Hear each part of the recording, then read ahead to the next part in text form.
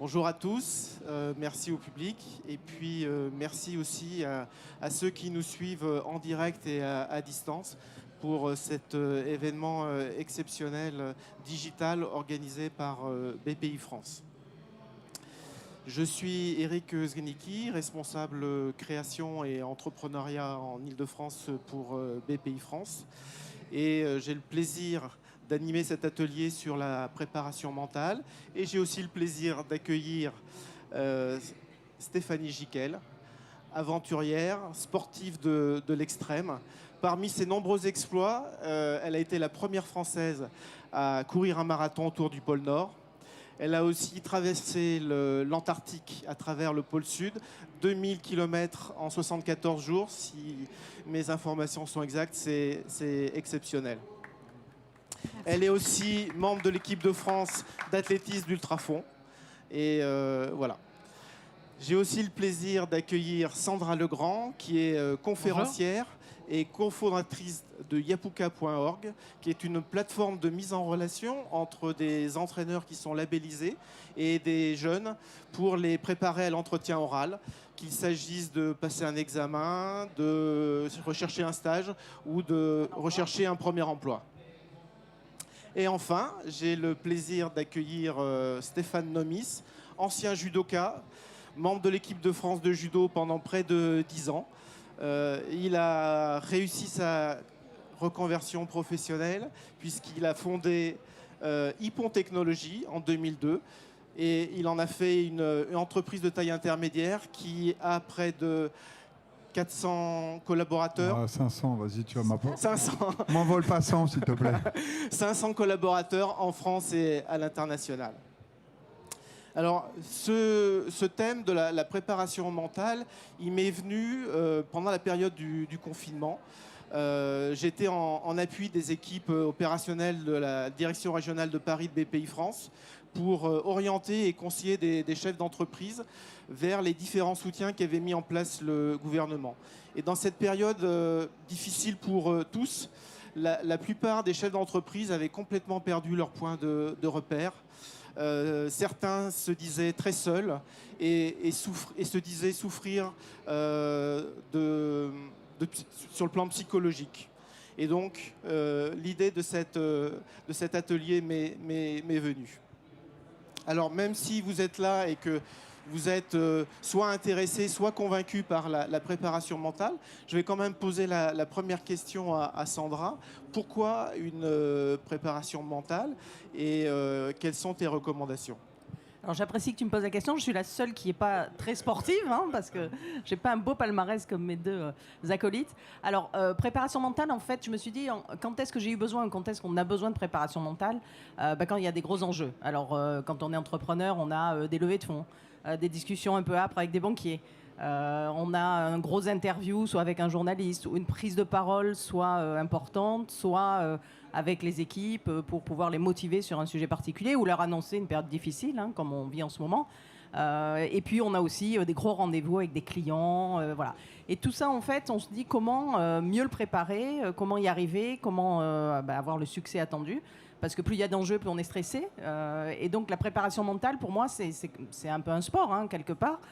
C'est comment se faire confiance, d'abord, parce qu'il faut se faire confiance. On n'est pas là par hasard, comme on dit. Donc, si on est entrepreneur, c'est qu'on a pris des risques, c'est qu'on a envie, c'est qu'on est ultra motivé.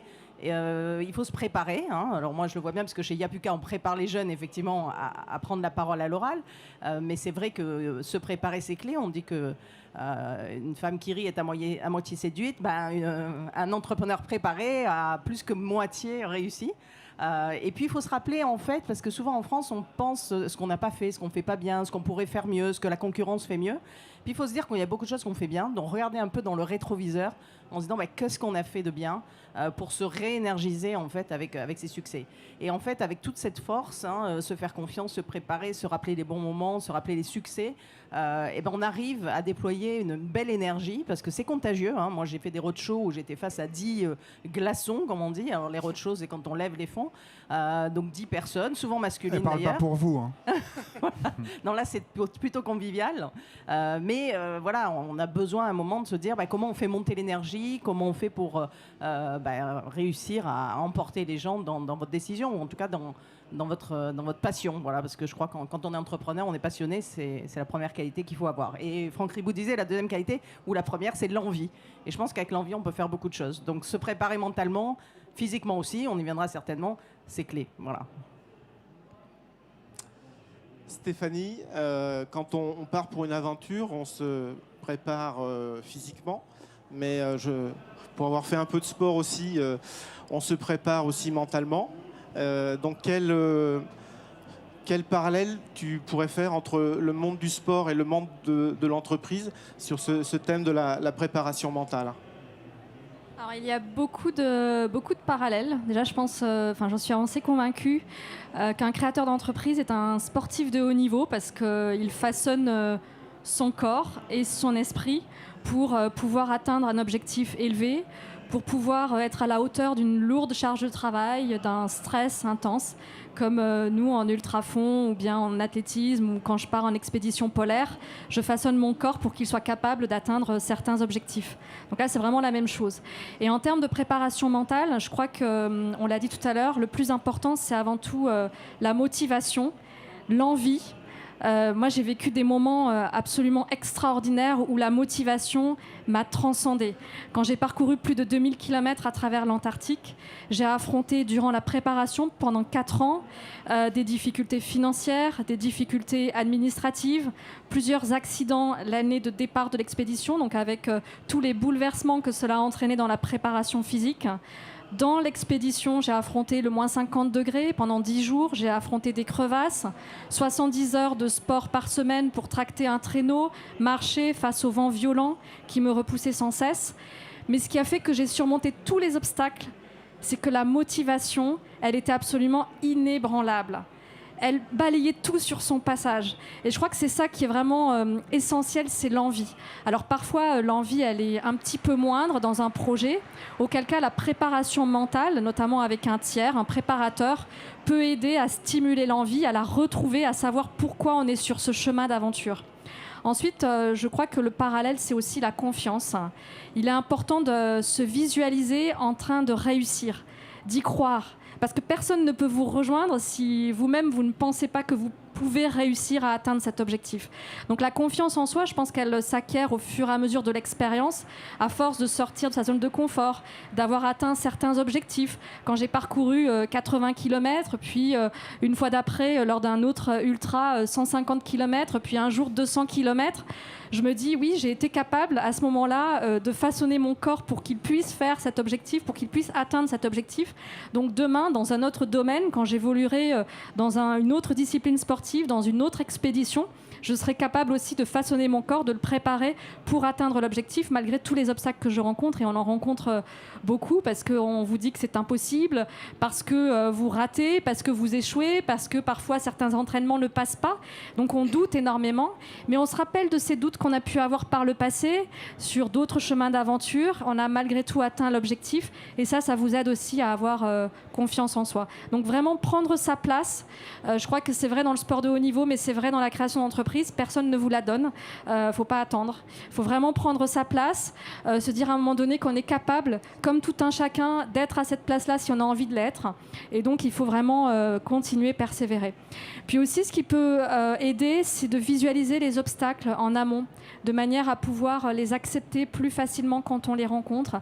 Donc là aussi, la préparation mentale peut aider à visualiser, alors dans le cas de l'ultra ou d'une expédition, visualiser le froid, les crevasses, le fait qu'on va vivre pendant 74 jours sans aucun confort, sans aucune hygiène, avec des vêtements qui sont toujours gelés et plein de transpiration qu'il faudra faire avec et continuer malgré tout avec un corps affaibli, 39 kilos à la fin d'une expédition. C'est ce que j'ai vécu. Je l'ai visualisé en amont de manière à pouvoir l'accepter. Et accepter une difficulté, c'est déjà 50% du chemin de fait parce qu'on ne se pose plus la question de savoir pourquoi elle est là. On ne se pose pas la question de se dire est-ce qu'on pourrait l'enlever, cette difficulté. Non, elle est là, il faut faire avec. Comme lors du confinement, il a fallu faire avec et trouver des façons de s'adapter, de réagir, de rester agile. Et enfin, je crois qu'il y a la question de temps aussi qui est importante à la fois pour un sportif de haut niveau et pour un créateur d'entreprise. On devient champion, il faut 10 ans pour devenir champion du jour au lendemain, on dit souvent cela. Et c'est vrai qu'il faut se mettre en chemin rapidement parce que la vie est courte. Mais là, je crois que si vous êtes créateur, vous êtes déjà en chemin. Mais ensuite, il faut beaucoup de temps pour atteindre ses objectifs. Et quand on est serein face à cette question de temps, on accepte beaucoup plus, on a moins de dépression, moins de déprime et on peut être beaucoup plus fort mentalement. Merci. Stéphane, tu as été un sportif de haut niveau. Tu as particulièrement réussi ta reconversion professionnelle. Quel enseignement tu as pu tirer de ton passé de sportif de haut niveau dans ta réorientation professionnelle et celle de tes salariés qui aujourd'hui t'accompagnent? Bonjour à tous. Donc moi, l'enseignement principal, c'est de s'entourer. C'est-à-dire que j'ai atteint le haut niveau, mais il m'a manqué une marche pour atteindre le très haut niveau que je n'avais pas compris pendant ma carrière. En fait, j'étais entouré, mais à moitié entouré. Tu vois, il m'a manqué, je crois, un coach particulier. Tu vois, ce que je n'ai pas fait, alors que David Douillet le faisait. Tu vois, ou Teddy, tout le monde sait que Teddy, il a une préparatrice mentale depuis 20 ans. Bah, ça, moi, je ne l'avais pas fait. Je me disais que tout seul, je pouvais y arriver, et voilà.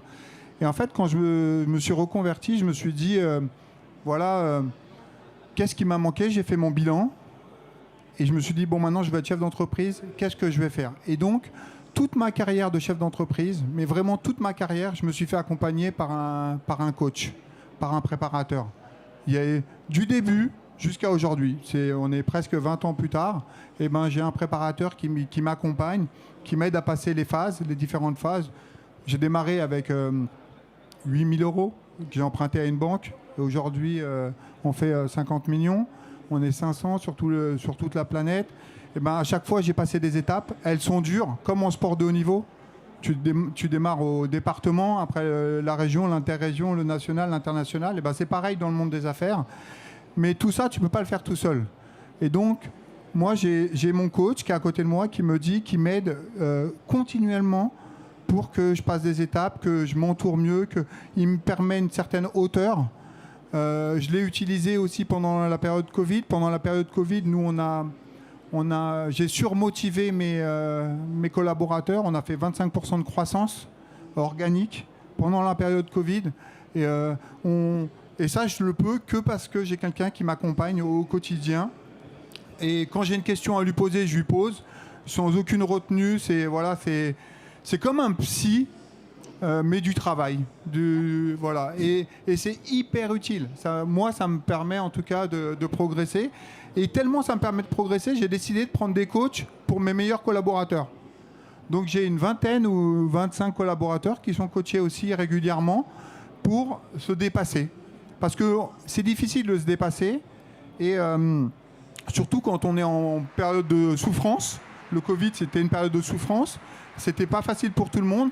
Alors, on a donné des coachs à certains qui étaient en difficulté aussi. On les a fait coacher. Et pour moi, c'est une façon de vivre quand on est mieux quand on est accompagné, quoi. Et ça me permet d'être toujours au top de ma carrière d'entrepreneur. Des fois, par rapport à toi, avant, je pensais que j'étais un guerrier. Là, je me sens tout petit. Je me sens vraiment tout petit. Je voulais te le dire. Il ne faut pas faire 39 kilos au judo. On est d'accord. Ça serait compliqué. En matière d'accompagnement, quelles sont, je dirais, les erreurs à éviter? Parce qu'on a les bonnes recettes, mais aussi des erreurs. Comment on choisit son accompagnant? Parce que c'est, j'imagine, encore plus important que faire le choix, c'est trouver la bonne personne. Donc c'est les erreurs à éviter, et deux, comment vous choisissez vos coachs? Alors, c'est marrant que tu parles de ça parce que souvent, moi, je propose d'anticiper, en fait. Vaut mieux se préparer et anticiper avant de prendre une claque ou avant d'échouer quelque part. Et je le vois bien parce que nous, on entraîne chez Yapuka des jeunes et des moins jeunes, d'ailleurs, à la prise de parole à l'oral. Et souvent, ils attendent d'avoir un échec face à un entretien ou un problème de prise de parole pour nous voir et venir chercher des coachs. Parce qu'on travaille avec 150 entraîneurs. D'ailleurs, on les appelle entraîneurs. Ils ne sont pas forcément entraîneurs sportifs, mais ils sont entraîneurs. Parce que ça peut être des coachs, des experts RH, des recruteurs, des formateurs. Et donc, je dirais qu'il faut savoir anticiper, et surtout quand ça va bien, parce que les erreurs, elles peuvent arriver n'importe quand. Et j'ai envie de dire, avant on disait il y avait le hard skill et le soft skills. Enfin, on est passé de plus en plus aux soft skills. Et je pense que c'est des notions de bien-être, de préparation mentale qu'on est en train d'amener et de comprendre de mieux en mieux. Se faire accompagner, c'est une bonne idée. Moi, j'ai pas forcément de coach qui m'accompagne, mais j'ai envie de dire ceux qui m'accompagnent, c'est d'abord mon associé, Valérie Falala, parce que j'ai créé une première boîte qui s'appelait Canal CE, que j'ai amené à 200 salariés. On n'était pas aux 500 comme Stéphane, mais 200 c'était déjà pas mal. Tu étais plus grande que moi à l'époque. Je me souviens très bien. Et je me suis rendu compte que toute seule, c'est un peu compliqué. Alors, on a des business angels, on a des partenaires, on a des investisseurs, on a des banquiers, on a des partenaires, des fournisseurs. On peut effectivement ouvrir un petit peu le champ des perspectives avec eux, mais c'est toujours difficile de parler d'une crise de cash à son investisseur ou à son banquier. Donc, à qui on parle de ça ? La deuxième boîte que j'ai créée, c'est avec Valérie. Et c'est vrai qu'avec un associé, c'est déjà mieux d'en parler. Donc, moi, je pousse les gens à parler, à communiquer. Il faut trouver quelqu'un avec qui parler. Et souvent, alors les business angels sont un peu plus proches de vous que des investisseurs qui ont plus un regard froid et un regard plutôt financier. Donc les business angels, ça peut être aussi des gens à qui on peut s'ouvrir pour se faire aider, pour se faire accompagner. Donc il faut parler, il faut communiquer. Il faut dire les choses. Alors c'est vrai qu'il y a ou tes pairs. Tu peux parler à tes pairs, bien sûr. Parce que nous, on s'est rencontrés dans un réseau de chefs d'entreprise qui s'appelle Agregator. Ah oui, il y a longtemps. Et il y a très longtemps, ouais. Et c'est parler à d'autres chefs d'entreprise. Parce qu'au final, tous les chefs d'entreprise ont un peu les mêmes problématiques. Donc il ne va pas te coacher, mais il va te donner des conseils. C'est un peu différent entre le conseil et le coaching. Mais par contre, c'est ce qu'il vit aussi. Voilà, et chez BPI, c'est vrai que c'est un beau réseau. Il y a BPI Excellence, dont on fait partie. Et on a un proverbe qui est assez vrai. C'est quand je m'analyse, je m'inquiète. Et quand je me compare, je me rassure. Donc moi, je pousse les gens à se comparer. Parce qu'au début, on se dit, j'ai pas les bons tableaux de bord, je fais pas ça comme il faut, j'ai pas levé assez d'argent, je suis pas assez innovant, j'ai pas... Et en fait, quand vous parlez à vos pairs, comme tu dis Stéphane, ou comme Stéphanie, tu te rends compte que finalement, il y a des choses que tu fais bien, voire très bien.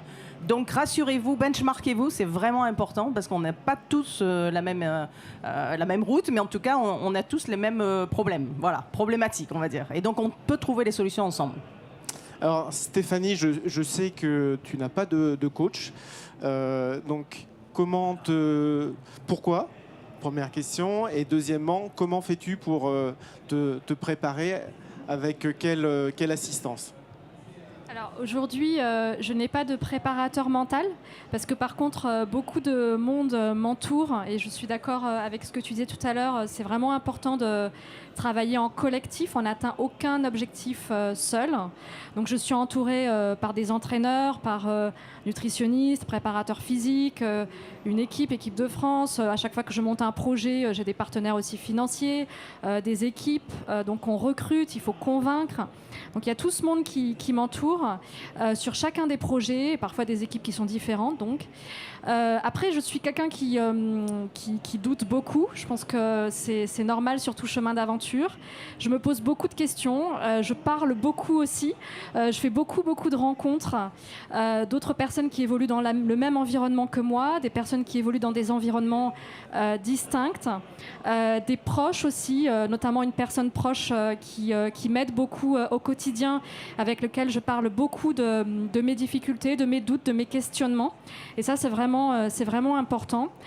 Aujourd'hui, il y a deux aspects, notamment dans l'ultrafond, sur lequel j'essaye de m'améliorer encore. Le premier aspect, c'est la gestion du stress avant une compétition. Donc l'objectif de la compétition, c'est courir 24 heures non-stop. Au dernier championnat du monde, j'ai parcouru plus de 240 km. Et là, au prochain championnat du monde, j'aimerais améliorer le record de France, puis ensuite le record d'Europe. Et je sais que je dois gérer ce stress en amont parce que le stress, ça entraîne des carences en sommeil. Et quand on court 24 heures, on doit arriver avec pas mal de sommeil en amont et donc ne surtout pas stresser. Et puis j'ai la question de la concentration aussi. Alors quand vous êtes en expédition dans des conditions extrêmes, vous êtes parfois dans des situations où la concentration, elle est instinctive, automatique, parce que vous êtes dans une situation de survie. Tout ce qu'il y a autour, vous l'oubliez, parce que le corps fait tout pour survivre. Quand vous êtes dans une course d'ultrafond, en compétition, vous n'êtes pas en situation de survie. Et donc l'important, c'est de pouvoir se concentrer. Et la question que moi je me pose aujourd'hui, c'est la concentration durant 24 heures. Parce que vous êtes déconcentré, ne serait-ce que pendant 1 heure, la vitesse baisse. Et c'est terminé, vous perdez votre objectif, vous perdez le podium. Donc je travaille sur ces deux aspects. Aujourd'hui, je n'ai pas de préparateur mental parce que déjà, j'ai besoin encore de réfléchir sur les questions qui seraient à poser à un préparateur de façon à pouvoir travailler de manière la plus efficace possible. Et il faut savoir aussi que dans ma pratique, que ce soit en expédition ou en course ultrafond, je passe de nombreuses heures à marcher, à faire du ski de randonnée, à courir, donc à être seule avec moi-même, à me poser beaucoup de questions. J'ai vraiment ces moments-là de silence, ce qui fait que pour moi le confinement c'était finalement pas si différent de ce que je vis en temps normal, parce que j'ai souvent ces moments-là de questionnement, et aussi quand j'écris, puisque j'ai écrit plusieurs ouvrages, je suis en train d'en écrire actuellement un autre, et je crois aussi que ces moments-là m'aident beaucoup pour me préparer. Mais jusqu'à présent, toute la préparation en ce qui concerne la confiance dont je vous ai parlé tout à l'heure, la visualisation positive, mais aussi la visualisation des obstacles ou le rapport au temps, ce sont des choses qui sont venues de manière assez instinctive au fil des expériences et des aventures. Alors Stéphane, toi qui as à la fois eu de nombreux coachs et des coachs pour tes collaborateurs, quels sont tes critères de choix et quelle analyse fais-tu avant de choisir un coach? Un coach, c'est pas un champion. C'est pas quelqu'un qui est meilleur que vous, forcément. C'est quelqu'un qui pense différemment et qui va vous faire progresser. C'est vraiment ça, un coach d'entreprise. Moi, la première fois que j'ai utilisé un coach d'entreprise, je me souviens très bien de la question que je lui ai posée. Je voulais licencier une personne, c'était mon directeur commercial. J'avais trop peur. J'avais vraiment trop peur de licencier une personne, j'y arrivais pas. Ça faisait 5 mois que je voulais le licencier, je voyais que ma boîte elle était en train de couler, mais j'y arrivais pas, humainement, j'y arrivais pas. Donc j'ai pris ce coach qui m'a aidé à passer le pas de licencier. Et lui, il n'avait jamais licencié, mais il connaissait les mécanismes dans mon cerveau qui feraient que j'étais en mode survie de ma société. Et j'ai fait ça, et je l'ai passé, et après je l'ai gardé parce que j'ai réussi à licencier cette personne assez facilement au final, en disant les choses clairement, factuellement, ce que j'avais peur, parce que je me mettais pas à sa place au gars, je me disais il a 3 enfants, ça va être la catastrophe, et en fait pas du tout, ça s'est super bien passé. Donc en fait, la première chose quand on choisit un coach, c'est d'avoir confiance en lui, de vraiment croire en cette personne et de lui dire ok, et de ne pas avoir peur de lui confier tous tes secrets, tu vois. Parce que là, moi j'avais un secret, ma mère elle était cégétiste. Donc engagée CGT, elle licencier quelqu'un, je me suis dit que j'allais me faire tuer, elle allait plus me parler. Hein. C'était ça mon enjeu. Hein. C'était juste ça mon enjeu. Tu t'en es bien tiré finalement. Ouais, je m'en suis bien tiré. Voilà. Et derrière, donc ça a débloqué, ça s'est bien passé. Donc moi, je cherche pas des gens qui ont réussi mieux que moi. Je cherche des gens qui vont m'aider à réussir. C'est vraiment mon critère. C'est qu'est-ce qu'il va m'apporter, comment il va faire pour me faire progresser. Et j'ai 2 coachs. Un coach qui a plutôt la fibre sociale, environnementale, bienveillance et tout ça.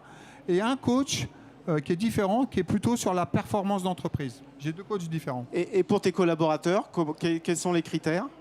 C'est pareil. C'est en fonction des besoins qu'ils ont. Je choisis un coach qui peut répondre à ses besoins. Et que lui choisit aussi au final. Hein, je lui propose des coachs et il les choisit. Fais attention, tu vas avoir 1000 salariés à la fin de cette table ronde. Hein. Ouais, ça fait envie. Non, ça fait envie. Mais tu les fais progresser. Plus tu les fais progresser, plus tu progresses. Non, mais c'est un vrai investissement aussi de la part de l'employeur. Mais Sandra, tu t'as investi ce qui te fait récoltes. gagner. C'est la base. Je vois le temps qui tourne et le maître du temps nous surveille. Peut-être une dernière question sur la prospective. Dans quelques années, comment vous voyez cet accompagnement mental Moi, je crois que ça va devenir effectivement quelque chose d'assez courant. Je reprends le parallèle entre avant, on était très hard skill, le savoir-faire, la technique, la compétence. On est passé beaucoup aux soft skills, donc le savoir-être, la façon, le comportement, les prises d'initiative, la créativité. Donc là aussi, je pense qu'on va passer de travailler plus à travailler mieux. Par exemple, innover plus, innover mieux. On va passer du plus au mieux, en fait, parce qu'on a un temps qui est limité. Et en plus, on a tous compris qu'il fallait se ressourcer, qu'il fallait faire du sport. Plus, hein. Oui, elle veut faire plus. Mais bon, il y a le plus, le mieux. Moi, je suis plutôt partisan du mieux, en fait, pour organiser mieux les choses. Et puis, je pense aussi que voilà, le coaching. Alors, moi, je me pose la question entre un sportif et un entrepreneur. Même si l'entrepreneur est un sportif de haut niveau, c'est de la question, en fait, de chance. En fait, le sportif, il joue tout sur 4 minutes, une descente, une traversée, un match, un combat. Et nous, entrepreneurs, on a un petit peu plus de chance, en fait, parce qu'on a plusieurs occasions de rencontrer des clients, de rencontrer des investisseurs, de rencontrer des partenaires. En fait, on a plusieurs chances. C'est quand même une force par rapport à des sportifs. Voilà, en sachant que je trouve que sportif, haut niveau et entrepreneur, c'est un peu le même combat. Je suis assez d'accord. Stéphanie, même question. Si on se projette dans 5-10 ans, comment tu vois La préparation mentale, elle a intégré le sport assez récemment, en tout cas dans le sport français. Mais c'est de plus en plus important, c'est-à-dire qu'il y a de plus en plus dans les équipes de France un préparateur mental. Les athlètes ont de plus en plus conscience que c'est important, que c'est aussi important que le physique. Je crois qu'on a a priori conscience aussi dans le monde de l'entreprise de l'importance du mental, et donc je pense que ça devrait suivre la même voie, donc avec peut-être un tout petit peu de retard sur le monde du sport, mais encore que nous on n'est pas forcément très à l'avance non plus, on a encore beaucoup à apprendre, c'est encore tabou la préparation mentale, donc il faut passer certaines barrières psychologiques. Et je crois que ça a vocation à être la même chose en entreprise. Et il n'y a pas de raison qu'on ne réussisse pas à intégrer cette composante dans la création. Surtout que dans l'entreprise, il y a de plus en plus de pression sur les résultats, sur les profits. Et des fois, les gens ils se mettent des mauvaises pressions. Et pour sortir de cette mauvaise pression, d'avoir quelqu'un d'extérieur qui va t'expliquer cette mauvaise pression, c'est que bénéfique, quoi. Donc moi j'y crois vraiment beaucoup au coaching, et je me suis même mis à coacher une première entreprise là. Avant j'aidais, je donnais des conseils, et là j'ai décidé de devenir moi-même coach pour un petit jeune. Coach ou mentor? Parce qu'en fait, il y a le coaching, le mentoring, le tutorat. Enfin, tout ça, c'est des termes un peu, peut-être pas similaires, parce qu'effectivement, coach, c'est un vrai métier aussi. Mais voilà, on est tous aussi mentors. Non, mais c'est vrai qu'on je suis plus mentor. On redonne beaucoup à la communauté entrepreneur quand on a eu soi-même aussi beaucoup d'aide. Hein. Ouais, c'est envie de redonner, tu as raison, c'est envie de redonner. Ou on récidive, ou on redonne. Voilà. Mais pas en faisant à sa place. Hein. Non, bien sûr. Tu dois l'amener à sa propre performance, quoi. Tu veux pas être le champion à sa place, quoi. Oui, c'est le plus dur. C'est pour ça que ça s'apprend de communiquer ça. Et alors, si vous aviez une recette à donner en matière de préparation mentale, quelle serait-elle? Moi, je dirais croire en soi. Parce que finalement, c'est un peu la phrase que j'adore, c'est le meilleur moyen de prédire l'avenir, c'est de le construire. Là aussi, soyons soi-même acteurs de son parcours, de son succès, de son plaisir, de sa passion. Je pense que le meilleur moyen, c'est d'y croire soi-même, plus que tout le monde. Voilà. D'ailleurs, des banquiers disent, si je te vois arriver en soupirant, je coupe toutes les lignes. Donc ils ont raison. Celui qui doit y croire le plus, c'est l'entrepreneur lui-même. Stéphanie?